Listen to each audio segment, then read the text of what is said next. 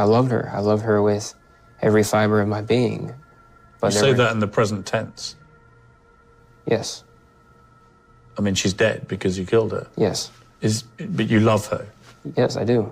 O Paris Bennett, na minha opinião, é a definição de um psicopata. Bem-vindos ao vídeo de hoje. Antes de começar, eu preciso alertar pra vocês que o conteúdo desse vídeo é bem perturbador e tem algumas descrições gráficas de crimes, inclusive envolvendo crianças. Então, se você é sensível a esse tipo de conteúdo, pode ficar à vontade pra sair desse vídeo e assistir outra coisa. Tenho certeza que a gente vai se encontrar de novo em algum outro caso. E se você não me conhece, toda terça e quinta eu conto uma história assustadora, bizarra ou misteriosa em vídeos longos aqui do canal. E todos os outros dias tem vídeo curto, então tem muito conteúdo pra vocês. Deixem o like, se inscrevam, ativem o sininho, que vocês estão me ajudando muito com o crescimento desses vídeos. E também compartilhem com pessoas que vocês sabem que gostam dessas coisas. Mas sem mais enrolação, bora pra história.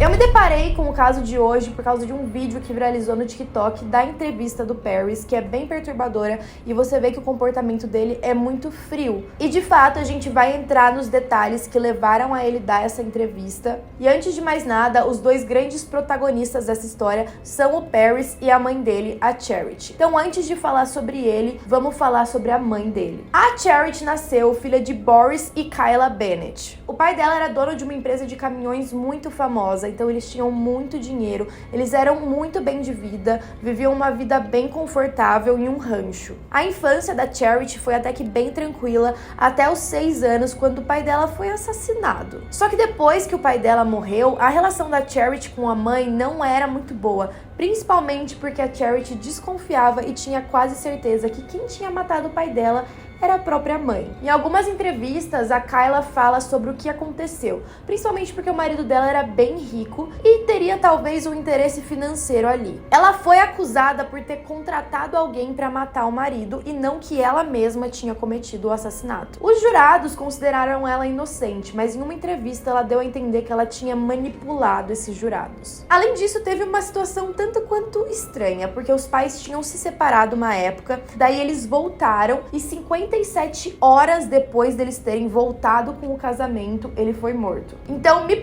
também pareceu pra Charity que a mãe dela só casou com o pai dela de novo pra pegar a fortuna e depois matar ele. Enfim, voltando, depois da morte do pai, a mãe se tornou bem fria, ela se casou cerca de 7 ou 8 vezes depois, e ela tratava a Charity de uma forma bem fria e distante, então as duas não eram próximas. Apesar dessa relação um pouco conturbada, a Charity era muito boa nos estudos, ela ia muito bem, ela até pulou um ano da escola, mas no último ano ela se tornou viciada em heroína. E aí quando ela tinha só 17 anos, a mãe dela expulsou ela de casa com uma nota de $100. Ela disse que a Charity podia usar aquela nota de 100 para tentar fazer a vida dela mudar e ficar limpa das drogas, ou então para comprar mais drogas e morrer de overdose. A Charity optou pro caminho certo, ela foi para reabilitação e ela conseguiu se limpar das drogas, ela superou esse vício, mas ela entrou em uma depressão profunda. A depressão era tão profunda e ela estava sofrendo tanto com isso que ela não tinha mais vontade de viver. Então ela decidiu que ela ia se dar 3 meses. Se em 3 meses ela não conseguisse se reerguer e sair dessa depressão, ela ia tomar uma overdose e ia tirar a própria vida. Mas nesses 3 meses, a Charity realmente se dedicou para melhorar. Então ela conheceu pessoas novas, ela procurou outros empregos, ela se relacionou com um cara e até acabou engravidando. E a gravidez para ela foi um presente. Ela sentiu que aquilo era tudo que ela precisava, que era um milagre, e de fato o filho tinha salvado a vida dela. Ela engravidou do Paris. Quando ele nasceu, ela ficou muito feliz,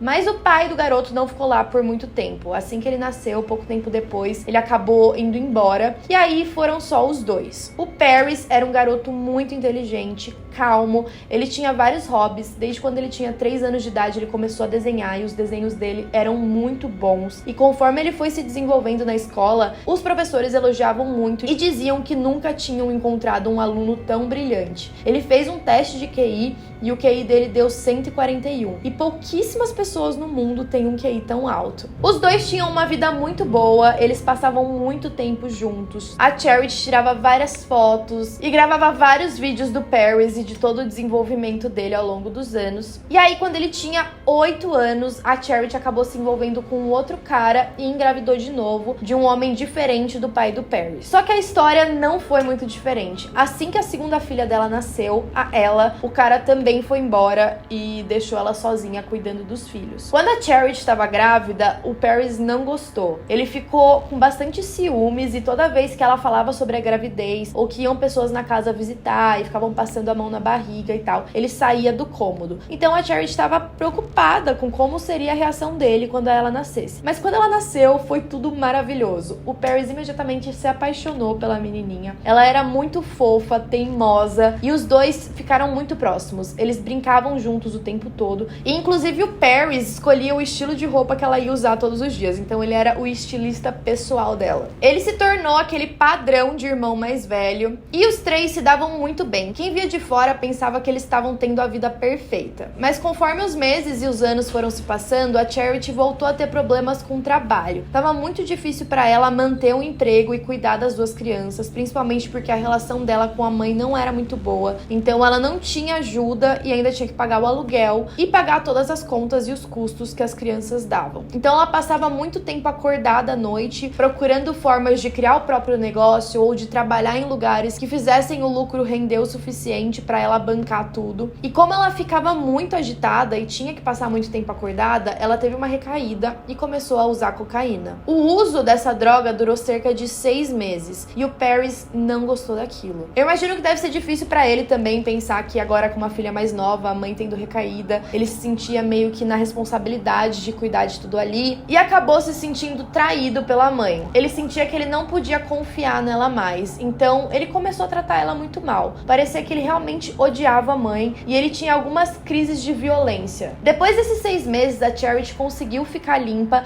mas aí eles se mudavam bastante, tanto de casa quanto de cidade, e isso também abalou ainda mais a família. Depois de tantas mudanças, chegou uma hora que a Charity não aguentava mais e ela teve que pedir ajuda pra mãe dela. Então eles se mudaram pra casa da avó, o que deixou o clima ainda mais tenso, porque o relacionamento das duas era péssimo. A Kyla também não parecia ser muito amorosa com os netos. E teve um incidente específico bem tenso, além de vários outros que aconteceram, mas esse foi mais marcante pra família, que um brinquedo da Ella quebrou. A gente não sabe se foi quebrado de propósito ou se foi um acidente, mas a Charity ficou irritada porque a Ella tava incomodada, tava chorando por causa do brinquedo quebrado, e aí ela repreendeu o Paris. Ela brigou com ele e colocou ele de castigo. Mas o que ele fez foi ir na cozinha, pegar uma faca e começar a andar com essa faca pela casa. Chegou uma hora que ele saiu na rua ainda segurando a faca, e aí a Charity e a Kyla foram atrás dele e ele apontou a faca pra elas. Pra Charity era gota d'água. Ela não aguentava mais o comportamento agressivo do filho e esse ódio que ele demonstrava com relação a ela. Então ela decidiu internar ele em um hospital psiquiátrico. O Paris ficou internado no hospital por cerca de 1 semana e ele foi liberado dizendo que estava tudo bem. Mas um relatório médico depois foi encontrado dizendo que as coisas não eram bem assim. O relatório dizia que o Paris era obcecado com tiros e com a morte e que ele também tinha tendências tanto homicidas quanto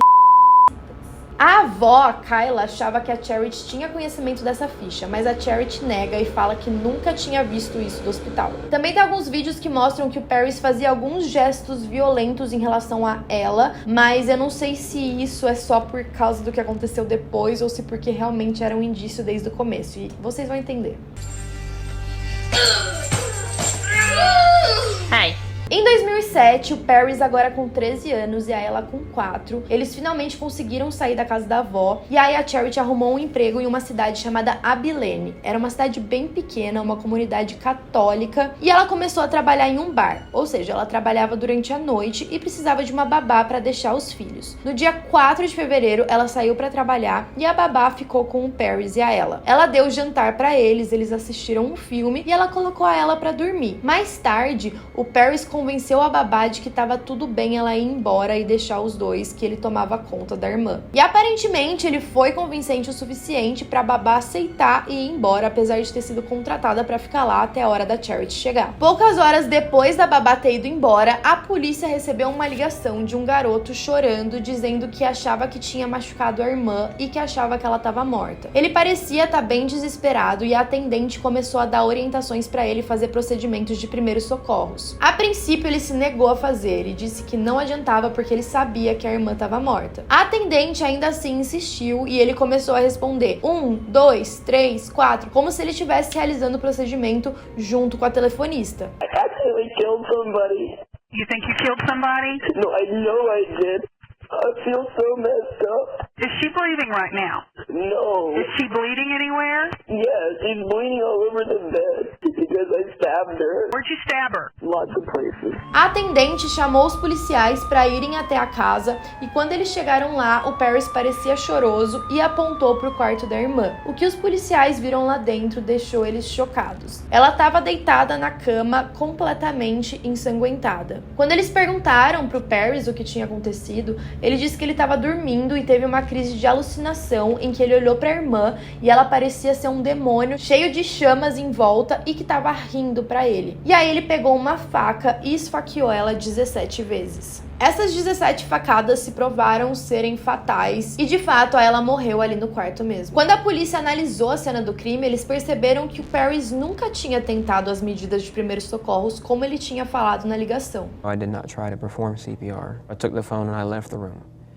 And I remember counting into the phone to make the operator think that I was doing CPR. Além disso, eles perceberam que as facadas, algumas eram mais profundas e outras eram mais superficiais, então não parecia ter sido uma crise de raiva e agressividade. Parecia ter sido algo calculado. Então eles levaram o Paris para a prisão e eles precisavam informar a Charity do que tinha acontecido. Eles primeiro disseram para ela, enquanto ela estava no bar, que a filha dela tinha se machucado. E aí ela ficou desesperada, ela quis ir embora o mais rápido possível para encontrar a filha e ver o que tinha acontecido, mas depois eles falaram que infelizmente ela tinha falecido. A Charity, nessa altura, não sabia o que fazer, porque uma das filhas dela tinha falecido e o outro estava sendo levado sob custódia. Quando o Paris chegou na delegacia, ele contou a mesma história, só que com algumas inconsistências. Ele disse que ele estava dormindo do lado da ela, mas da outra vez ele disse que teve uma crise de sonambulismo e que estava dormindo no quarto dele. E aí ele contou essa mesma história da ela ter parecido um demônio com uma cabeça de abóbora e aí ele se assustou. A polícia já estava desconfiando do Paris, principalmente porque ele não tinha tentado os procedimentos de primeiros socorros. O Paris tentava chorar, mas nenhuma lágrima saía. Era bem claro nesse ponto para a polícia que o Paris estava fingindo, mas eles precisavam descobrir o que de fato tinha acontecido. O Paris defendeu por bastante tempo essa versão da história, mas quando a autópsia voltou, os policiais descobriram algo mais aterrorizador ainda. Foi descoberto que a ela não tinha sido só esfaqueada, mas também estrangulada e espancada. Inclusive foi encontrado sêmen tanto na cama da ela quanto nos shorts que o Paris estava usando. E foi aí que a história toda começou a fazer sentido. E o que aconteceu naquela noite, aparentemente, foi o seguinte. O Paris provavelmente já tinha tomado a decisão de que ia matar a irmã dele. Então, ele terminou esse trabalho, terminou de esfaquear ela, ele ligou para um amigo e conversou com ele no telefone durante 6 minutos, o que é bastante tempo, principalmente depois que você matou uma pessoa. E só depois disso, ele ligou para a polícia. Também foi encontrado no histórico do computador dele que ele estava assistindo pornografia violenta pouco antes de cometer o crime. Inclusive, alguns vídeos que foram descobertos era de uma pornografia tão pesada,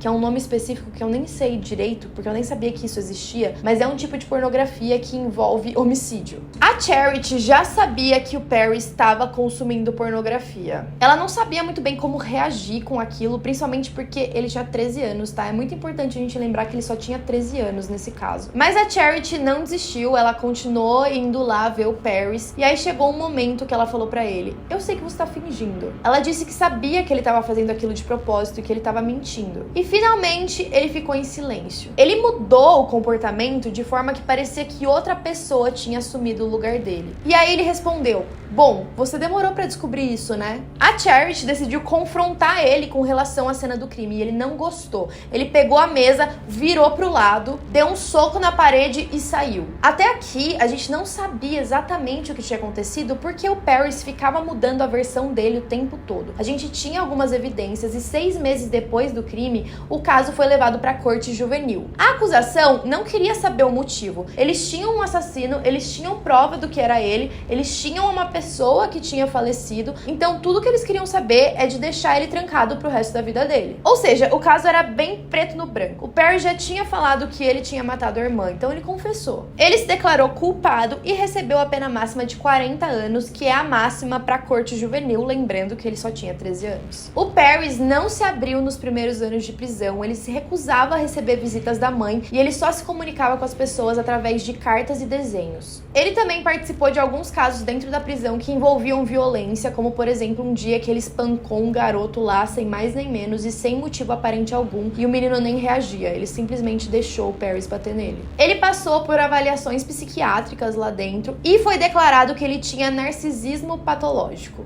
Além disso, também todas as características de um psicopata. Make no excuses for myself. Depois de alguns anos, ele decidiu que ele ia aceitar as visitas da mãe, mas ele continuava atormentando ela. Até que finalmente ele confessou o motivo por ter matado a irmã. Ele disse que ele queria punir a mãe dele por ela ter recaído nas drogas. Ele disse que até pensou em matar a irmã e depois matar a mãe, mas ele queria punir ela da pior forma possível, ou seja, tirando os 2 filhos dela. Ele sabia que se ele matasse a irmã, ele ia provavelmente passar o resto da vida dele na prisão. Então a mãe dele não ia ter a irmã porque ela estava morta e também não ia ter outro filho porque ele ia estar preso. I did think that by killing Ella, I could have my mother back all to myself. E em nenhum momento ele pensou que passar a vida toda na prisão seria ruim pra ele. Ele só queria punir a mãe, independentemente do que ele tivesse que passar. Muita loucura, muita. Depois que a Charity descobriu isso, eu não consigo nem imaginar como deve ser para uma mãe receber essa informação. E ela passou muito perto de nunca mais ver o Paris, mas ela decidiu fazer as coisas diferente. O Paris continuou com um joguinho de tortura dele. Ele revelava as informações de uma forma bem lenta e sempre mudava algum detalhe ou outro para ninguém saber exatamente o que ele tinha feito ou qual tinha sido a motivação dele naquele dia. Ele também negava que tinha motivos sexuais no assassinato. Ele disse que ele não assistia pornografia, que ele só colocava no site e deixava ali passando pra depois a mãe dele ver no histórico e ficar brava. E aí depois ele disse que na verdade o assassinato tinha sim motivos sexuais, que ele tava abusando da irmã todas as noites e que tinha matado ela pra encobrir aquilo. E é muito estranho, não dá pra saber se o que ele tá falando é verdade ou não, porque ele muda muitas vezes a história e cada vez que ele muda ele fala com muita convicção, como se fosse verdade absoluta. E não pensem que ele não foi violento enquanto a Charity visitava ele. Teve um dia em que ela foi fazer uma visita, ele se irritou com ela, prensou ela contra a parede e começou a enforcar ela, fazendo com que ela perdesse a respiração. E a Charity nesse dia achou que ela ia morrer, mas depois ele desistiu e deixou ela embora. Nos próximos anos, o Paris começou a gostar bastante da atenção do público. Claro, como um narcisista patológico, vocês devem imaginar. A entrevista no começo do vídeo mostra claramente isso. Ele queria muita atenção e visibilidade e se vangloriar do que ele tinha feito. Lá nos Estados Unidos existe um sistema que é tipo um site e cada prisioneiro escreve um texto sobre ele para as pessoas que queiram se comunicar com eles por carta. Isso é um tanto quanto bizarro se for pensar na nossa realidade, mas cada prisioneiro pode escrever seu próprio texto. Eu imagino que deve ter um filtro, não sei, mas ele escreveu um texto dizendo que para a pessoa que se comunicasse com ele ia ser uma experiência bem enriquecedora e que eles iam ficar bem felizes com aquilo. Além de descrever como ele é uma pessoa única. Detalhe, ele fala nesse texto que o chapéu seletor colocou ele na Sonserina. Bom, enquanto isso, a Charity, eu não consigo nem imaginar o quanto ela ficou abalada com toda essa história e com tudo que aconteceu. Até hoje, nas entrevistas, ela fica bem emotiva, é óbvio. Ela criou uma organização para tentar ajudar famílias, tanto que perderam os filhos por conta de algum crime, quanto pessoas que têm filhos criminosos. Então, a organização tem o nome da filha dela. E uma coisa muito bonita que ela fez também é que a cor preferida da Ella era roxo. E o sonho da Ella era ter tudo dentro de casa roxo. E hoje, a decoração da casa da Charity é roxa. 6 anos depois, a Charity conseguiu não superar, eu diria, ela nunca vai conseguir superar isso, mas ela tentou mudar as coisas e o jeito que ela via as coisas. Então, ela se envolveu com uma outra pessoa, ela engravidou de novo e ela teve um outro filhinho chamado Phoenix. O Paris tem uma certa relação com o Phoenix. A Charity nunca deixou de visitar ele na prisão. E nessas visitas ela contou sobre o novo irmão dele. O Paris diz que ama ele, inclusive escreve cartas pro irmão. Essas cartas são colocadas dentro de uma caixa para quando o Phoenix tiver idade suficiente para entender aquilo e ler. E o que o Paris imaginava é que a mãe nunca mais ia visitar ele. E ela de fato pensou nisso várias vezes, mas tanto isso de continuar visitando o Paris, quanto de falar para ele sobre o novo irmão, ela disse que quer ensinar ao Phoenix o que significa o perdão e o amor incondicional. You forgiven Paris? Yes. Why? I hate what he did, but I can't hate my son. É claro que essa decisão é muito criticada e muitas pessoas julgam a Charity, mas eu acho que a gente não tá em posição de julgar, até porque, bom, quem é mãe deve saber melhor. Eu não consigo imaginar qual seria a reação. A gente nunca passou por isso, a gente nunca vai saber como é isso. Então não cabe a nós falar o que ela deveria fazer ou o que não deveria fazer. O Paris tem direito à liberdade condicional em 2027, que tá bem próximo. Então a Charity às vezes pensa sobre isso e ela fica com medo, de acordo com ela, principalmente pelo novo filho. Quando e se o Paris sair da prisão um dia, eu particularmente duvido bastante que ele vai receber a liberdade condicional, mas ela disse que por enquanto não tá pensando nisso e ela quer viver um dia de cada vez. Enfim, essa foi a história de hoje, um caso bem chocante. Comentem aqui o que vocês acharam e até a próxima.